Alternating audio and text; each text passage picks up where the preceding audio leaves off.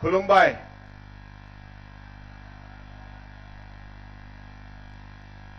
আজিৰ এই বিশাল জনসভাত আমাৰ মাজত উপস্থিত থকা আমাৰ সকলোৰে আদৰৰ ভাৰতবৰ্ষৰ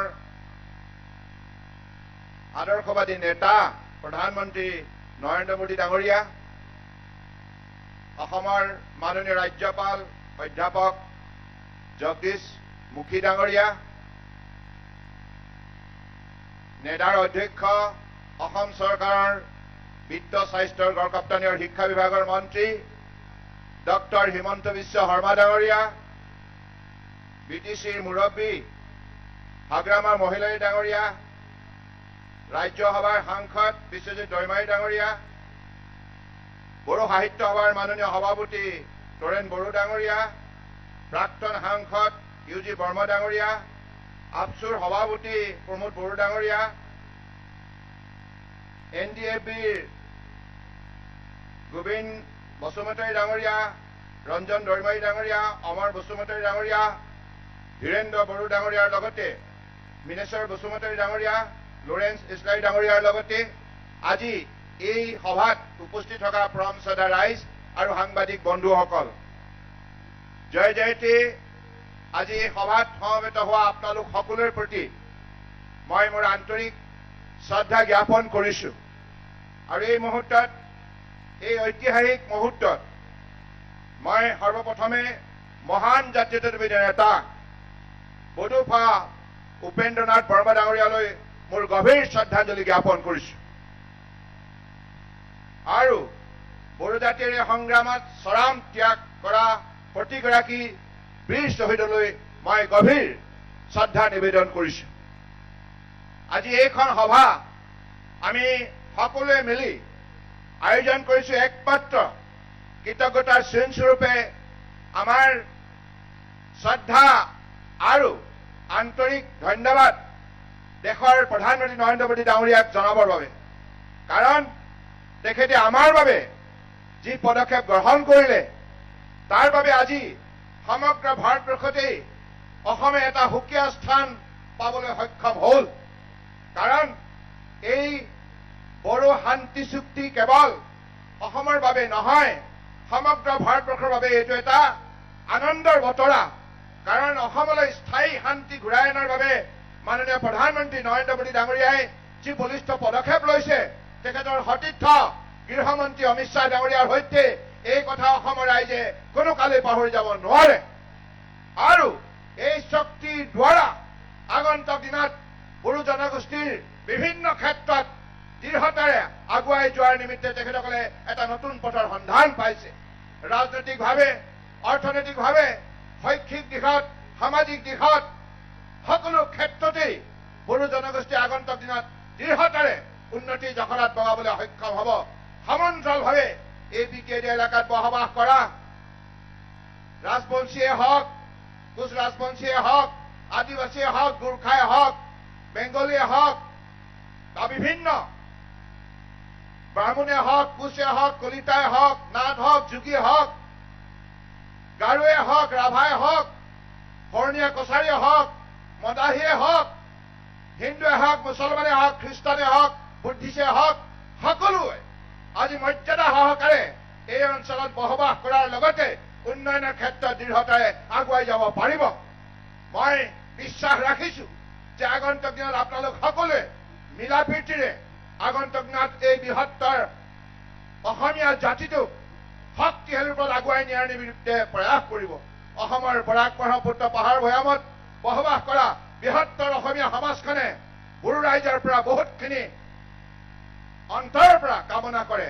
কাৰণ বড়োসকল হৈছে নিৰ্ভীক আৰু কৰ্ম উদ্যোগী জাতি, সাহসী জাতি বুলি অসমৰ নহয় ভাৰতবৰ্ষৰ বুকুত সকলোৱে জানে। গতিকে নিৰ্ভীক কৰ্মদক্ষ এই বড়ো জনগোষ্ঠী আগন্তুক দিনত বৃহত্তৰ অসমীয়া জাতিক বিশ্বৰ শ্ৰেষ্ঠ জাতি হিচাপে প্ৰতিষ্ঠা কৰাৰ ক্ষেত্ৰত উল্লেখযোগ্য ভূমিকা আগন্তুক দিনত গ্ৰহণ কৰি যাব লাগিব। গতিকে সেই আহ্বান মোৰ আপোনালোকৰ সকলোৰে ওচৰত আছে। আজি এই শুভক্ষণত মই পুনৰবাৰ মাননীয় প্ৰধানমন্ত্ৰী নৰেন্দ্ৰ মোদী ডাঙৰীয়াক अंतৰৰ পৰা শ্ৰদ্ধা আৰু কৃতজ্ঞতা ज्ञापन কৰিছো।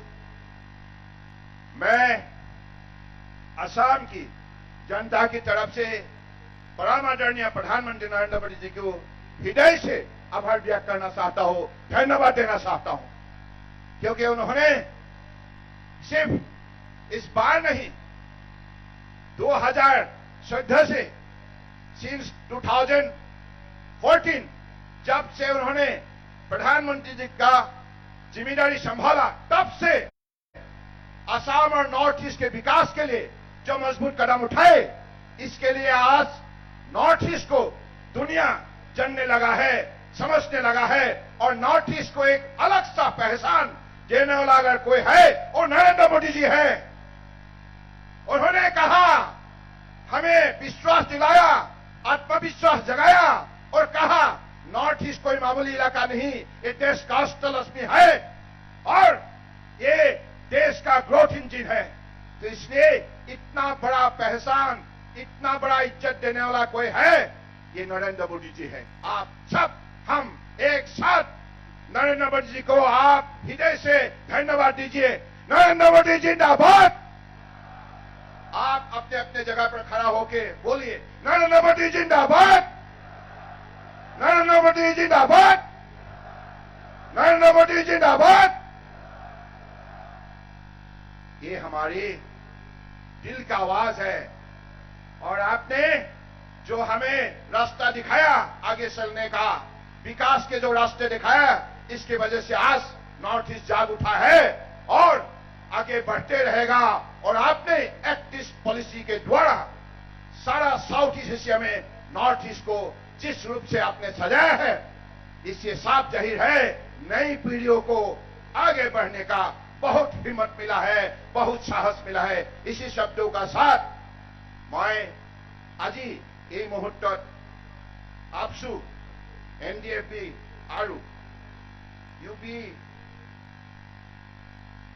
পিও সকলো সংগঠনকে এই চুক্তি স্বাক্ষৰকাৰী সকলো সংগঠনকে মই বিশেষভাৱে ধন্যবাদ জনাইছো। হাগ্ৰামৰ মহিলাই ডাঙৰীয়া, প্ৰমোদ বড়ো ডাঙৰীয়া আৰু এনডিএফবি 4টা গোট আৰু মিনেশ্বৰ বসুমতাৰী ডাঙৰীয়া, আপোনালোকে এটি বহুত ডাঙৰ কাম কৰিলে। সেই কামটো হৈছে যে অসমৰ ভৌগোলিক পৰিসীমাৰ ভিতৰত বড়ো জনগোষ্ঠীৰ উন্নয়নৰ লগতে সমগ্ৰ অসমীয়া জাতিৰ উন্নয়নৰ বাবে যি শক্তিশালী সিদ্ধান্ত ললে, তাৰ বাবে অসমীয়া জাতিয়ে সদায় আপোনালোকৰ ওচৰত কৃতজ্ঞ হৈ ৰব। এইটো সাধাৰণ সিদ্ধান্ত নহয়। আমি একেলগে থাকিম আৰু একেলগে উন্নতি জখলাত বগাবলৈ আমি দৃঢ়তাৰে কঠোৰ পৰিশ্ৰম কৰিম। এই ভাষা আজি এই চুক্তিৰ পৰা অসমৰ বিভিন্ন প্ৰান্তলৈ দি গৈ গৈছে। এইটো এটা সাৰ্বজনীন চিন্তা আপোনালোকে যি ব্যক্ত কৰিলে, যি সুন্দৰ দৃষ্টান্তমূলক পদক্ষেপ আপোনালোকে ললে, তাৰ বাবে মই মুখ্যমন্ত্ৰী হিচাপে মোৰ সতীৰ্থ মন্ত্ৰী ডক্টৰ হিমন্ত বিশ্ব শৰ্মাৰ লগতে প্ৰতিগৰাকী মন্ত্ৰী, বিধায়ক, সাংসদ আৰু জনপ্ৰতিনিধি বিভিন্ন পৰ্যায়ৰ সকলোৰে হৈ মই আপোনালোকক বিশেষভাৱে ধন্যবাদ জনাইছো।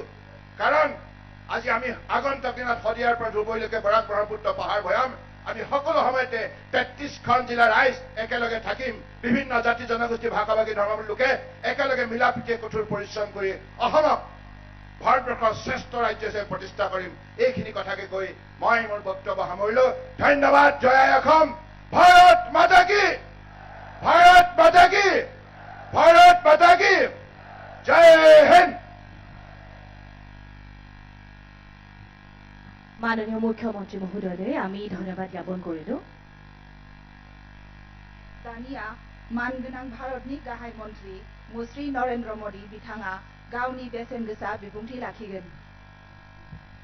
May we now humbly request our beloved, the Honorable Prime Minister of India, Shri Narendra Modi ji, to speak and bless the people of Assam and particularly the people of Bodoland on this day when lakhs and lakhs of people are celebrating this historic Bodo Accord.